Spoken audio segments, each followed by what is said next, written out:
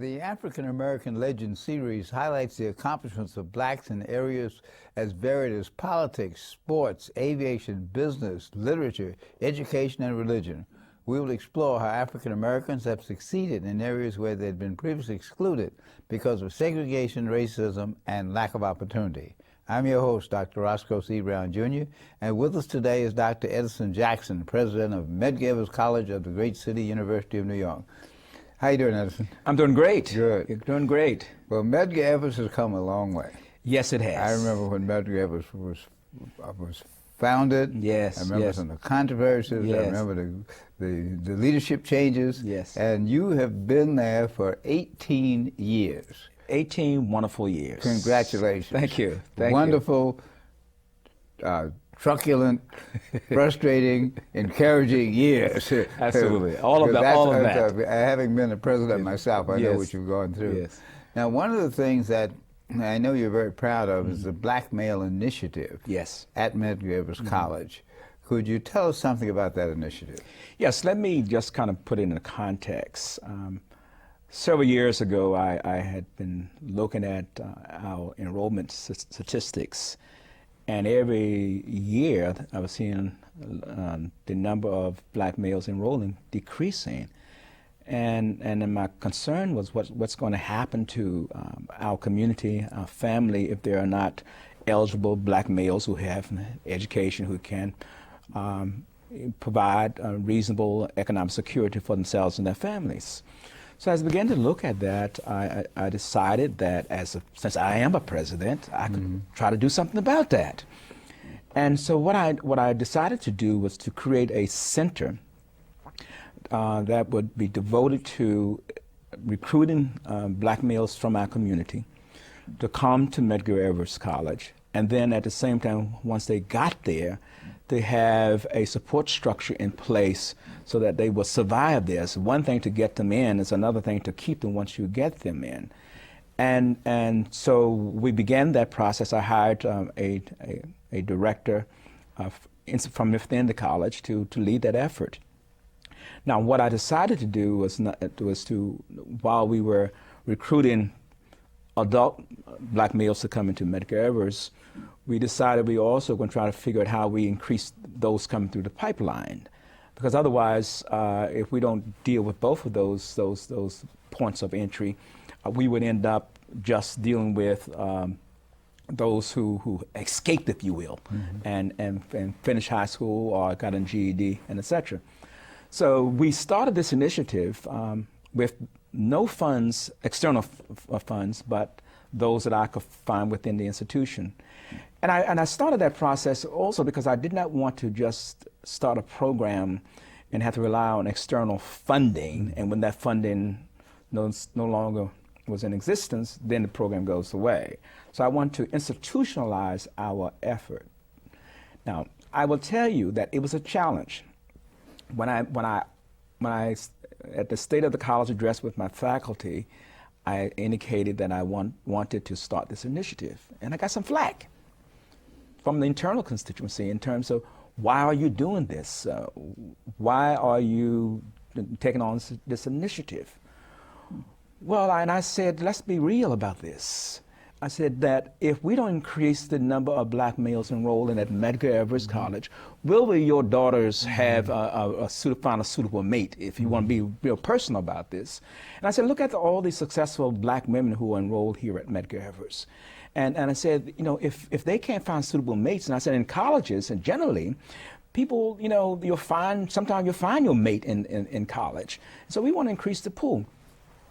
The biggest flack came from some of the sisters in terms of, why are you doing this? While at the same time, for 20 some odd years, Medgar has had a women's development center on campus. And it's clearly has been successful because of the 72% of our student body made up of females. And so we started the process. What I did was, and I decided to recruit. I went where men, you can find men. On the football field, on basketball courts on Sundays, and baseball fields. And I used our students, male students, to go out there and recruit. And I said to the men, don't go to some foreign territory. Go to your block, where you live, and encourage men to come. And that year we had a 13% increase in number of males enrolling. So that began the process. It's been successful. I have another strategy now that I've incorporated in the recruitment of black males. I've indicated to the female students that every black male that they can bring to enroll at Medgar Evers College, and that is they enroll, now, they're not just bringing them, but they enrolled, I would give them a book scholarship of $50. Wasn't that a whole lot of money, but $50. Because what I want to do also is to raise the consciousness of our female students in terms of that they have a responsibility and an opportunity as well to recruit black males, their significant others, their husbands, their children, cousins, whomever, to come to Medgar Evers.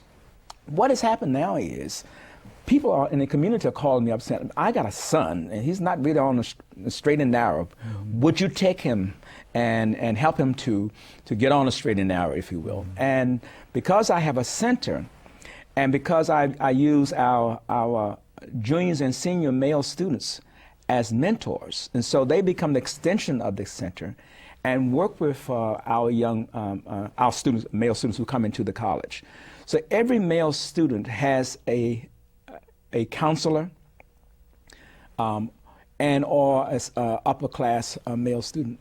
And so what is good about the male students that we have as mentors, and we call them fellows, is that it's very difficult for male students to, if you will, jive another male student in terms of what's real, being real. And it's beginning to have the kind of impact that I want it to have. This summer I commissioned 10 faculty members to come together and to develop an instructional methodology, a different pedagogy to deal with black males. Because I knew that if I couldn't get the faculty on board, that no matter how much I've done to recruit black males into the institution and so forth, if I couldn't get faculty on board, then it would not have the kind of impact I wanted to have. They spent a week working through, discussing a new paradigm for working with black males. And what came out of that was the sense that we got some work to do on this campus. When brothers come in there, with their head on backwards and pants down wherever, and how do you deal with that? And how do you understand that you can't take away whatever that brother brings to that classroom initially, because you can't embarrass him, because that's all. If you take away his manhood as he perceives it, then you got a problem. So they now have become my agents, if you will, working and talking to faculty members on campus about what we got to do. And what they've done is, because they have raised their voices, I don't have to say a whole lot about what the faculty ought to do, because they are saying, some chairpersons, some senior faculty members, some junior faculty members, all have come together. So it's not just Edison Jackson saying, as a president, we ought to do this. I now have some enablers, if you will. And so the dialogue is taking place, and I think at the end of all this, we will end up having a better approach to teaching all of our students who come into the institution. Well, actually, that usually is the approach. And whenever you try to improve the quality of instruction for a particular group, you improve the quality of instruction throughout. Yes. Now, how many black males do you have now at Medgar Evers? For the fall semester, our enrollment is 5,600, and we have 2,100 male students enrolled. And I guess I guess beyond recruiting black males, I've seen that increase in the number of black males who we are retaining and graduating. So that I'm seeing this gradual, no major jumps, but just a systematic climb and retention, and then graduation. Now, part of that is the program that you have. Yes. And the other part of it is success breeds success. Yes, it does. Now, when you talked about changing the teaching paradigm and the clothes they wear and the way they do, other than one-on-one, what other things are you doing instructionally? Are you doing anything with class size? Are you doing anything with the use of computers? Are you doing anything with alternate relationships between disciplines, teaching reading in the context of history and so on? Well, what I'm really we are moving towards is preparing our students for a global world, and really talking and looking at how best to do that. And one of the things that we are doing, initiative I should say, in the freshman year program we had at the college, I looked at what are the challenges that we all face in the African American community, and I looked at financial literacy, I looked at health issues, I looked at civic engagement and leadership. So for the freshman year program has a 2-semester seminar. For the second semester, every student coming into Medgar Evers will learn something about how to control your health, how to deal with your health issues, and eating properly, civic engagement, registering, then voting, and taking on some civic engagement, leadership development, and that's a serious problem, a gap, a vacuum in our community, in many of our communities, as you say, and then to talk about how do we make that happen, and so I have a group of consultants who are working out a 4-week of each of these sequence of and segment for each of these major categories. Now you may say, well, why would you do that? Well, if we're talking about transforming lives, we have to give our students the skills to be competitive. And so, in the end, every student coming through Medgar Evers College will understand something about civic engagement, giving back, will understand what it means to be a leader, what it means to be engaged in health issues and financial literacy. Because many of us, and many of the students we who come to Medgar, folks have not talked about stock market, haven't talked about investment, and some people think that you got to have a whole lot of money to start investing, or how you to buy a home, financing a car, all the kinds of things that sometimes we get taken advantage of because of lack of information.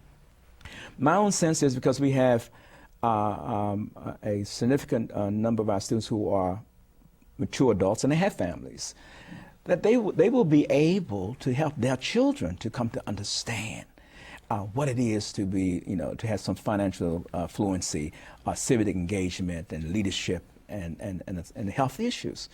So to that end then, I'm not only dealing with the current generation, but in some cases I'm dealing with the second generation right there and at the same time. Do you have a child care center? We have a child care center. It's, we're proud of it, but the problem is that, and we doubled the space this fall, but it's filled right back up again because just such a demand. But one of the nice things that happened at Medgar now with the males who are coming in, many of them are young. Over 40% of our freshman class students of less than 21 years of age. That's a major change for Medgar Evers. So I spoke to a class last week. It was an all-male class that Dr. Charles Jones is teaching. We have an all-male class and we have an all-female class, and they're paired together and they come together during the course of the semester.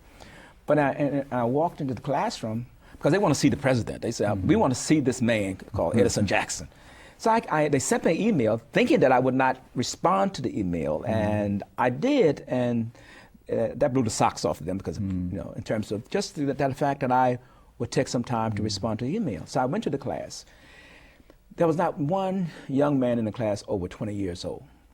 And we had a great time talking about the success and what the challenges are, and what my challenges were to get to where I am. And I shared with them that the challenge is not over with. Maybe a different kind of challenge in some ways, but still I'm challenged as a black man, and sometimes insulted as a black man. Now, in terms of their academic majors, what do most of the students in Medgar Evers major in? What do the black males major in?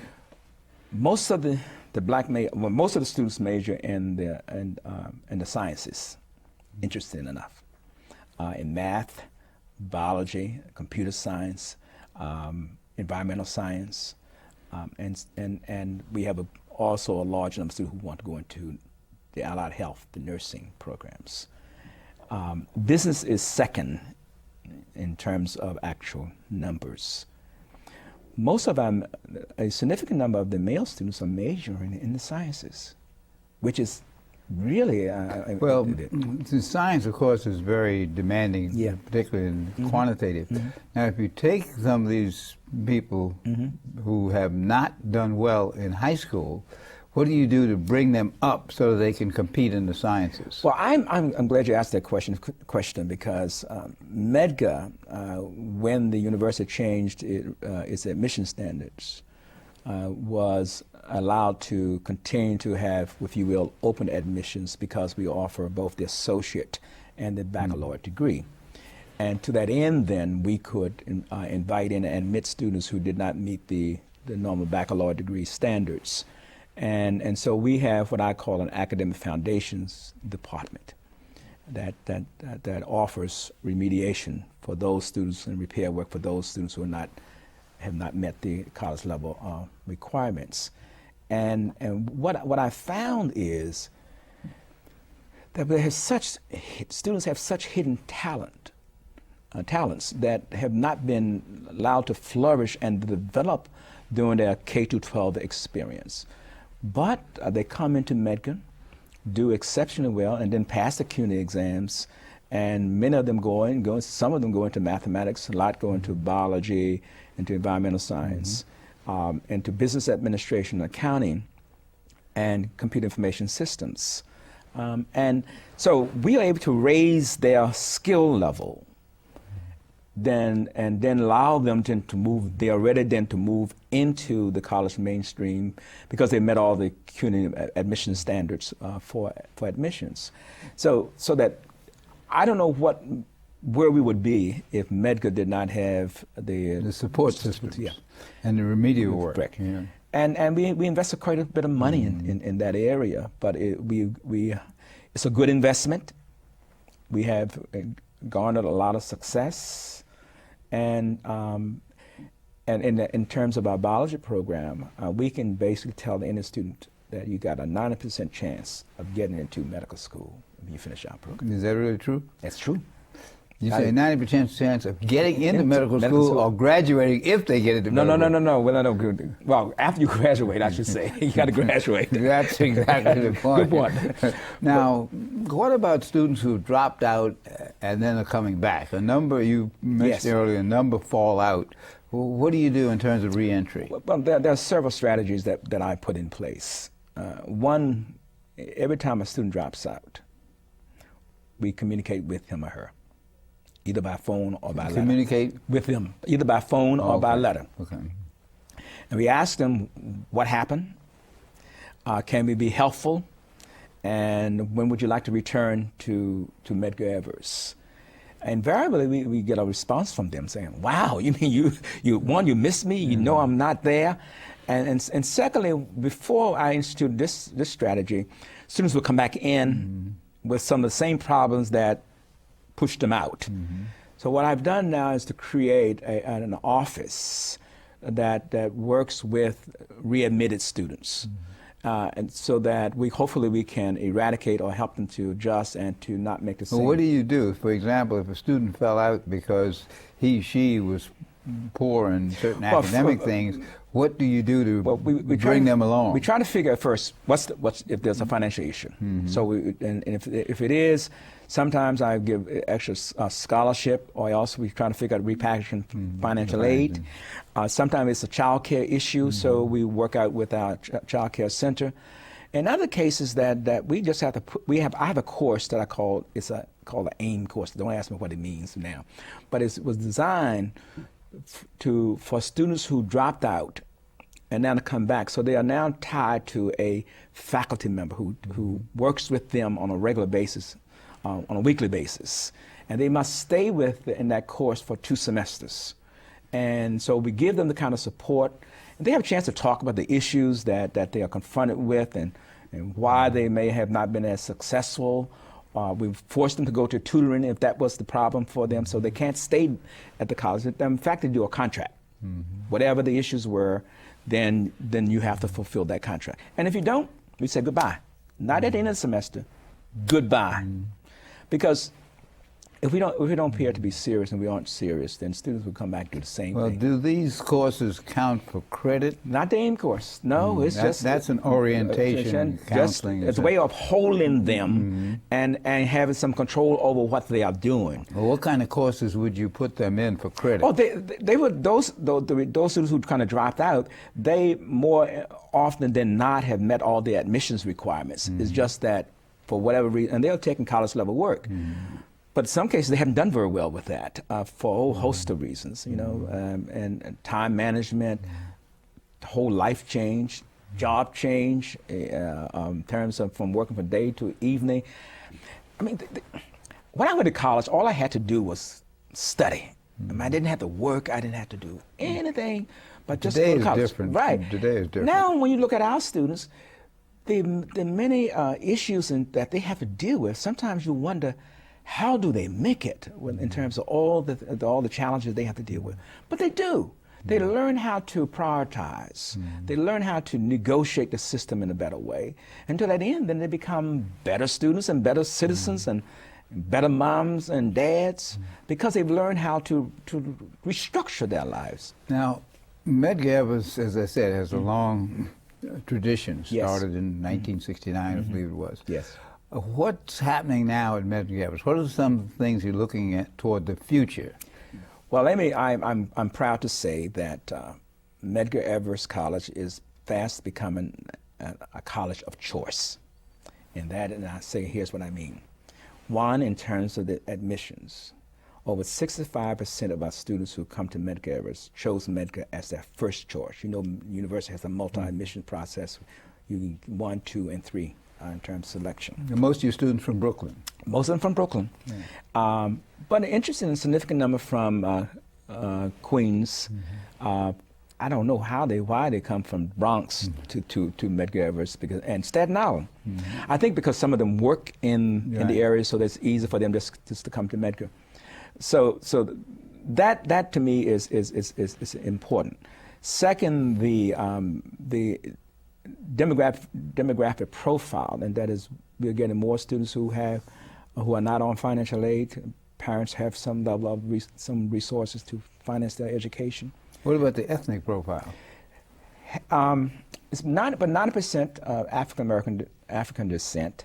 We are in the sciences. We are getting a major increase in Asians and Caucasians in the sciences. But the overall enrollment in Medgar Evers is about 90% African American. Yeah, and it's been pretty stable and consistent in that we have not broken into the barrier of the Hispanic population in Red Hook and Williamsburg. I wouldn't call it the barrier. I think part of it is demographics. Yeah. You're located really in in African American. in now, what are the most exciting things that you're doing now as we come to the close of our show? One is that we just moved into a new building that houses our School of Business, which is nationally accredited. Secondly, we started construction on a $147 million a new building which will house our Science, Health, and Technology. Thirdly, we have monies to build a fine and performing arts center. Fourth, I've been able to attract this incredible, great faculty. I mean, young faculty, people who bring grants with them, people who have published books, people who have published and refereed journals. And I mean, and the point of what I like about this point we are, that we can choose who we will hire, not just get the leftovers or people who can't go anywhere else. In some cases, I have to do a bidding war to get the people that we really want to come, because they bring so much to the institution. And fifth is the great support of the community, the elected officials. And now I don't have to ask them, you know, we need this kind of help. They'll call and say, Dr. Jackson, I have this grant or some of my funds, and I'd like to fund this project. Can we house it at Medgar Evers? That's a far cry from where I came to Medgar Evers. So the kind of community support, the mayor's support, the borough president's support, and the governor's support, it's been just wonderful, wonderful. Well, we certainly hope it continues, because as the economy of the state and nation changes, frequently African-American institutions are the first to be cut. Yes. But under the leadership of Edison Jackson, I'm sure they're not going to be cut. And also the concept of the Black Male Initiative addresses a major concern. Yes, it does. So I want to thank Dr. Edison Jackson, president of Medgar Evers College, for being with us on today's African-American Legends. Thanks, Edison. Thank you. Pleasure to be here.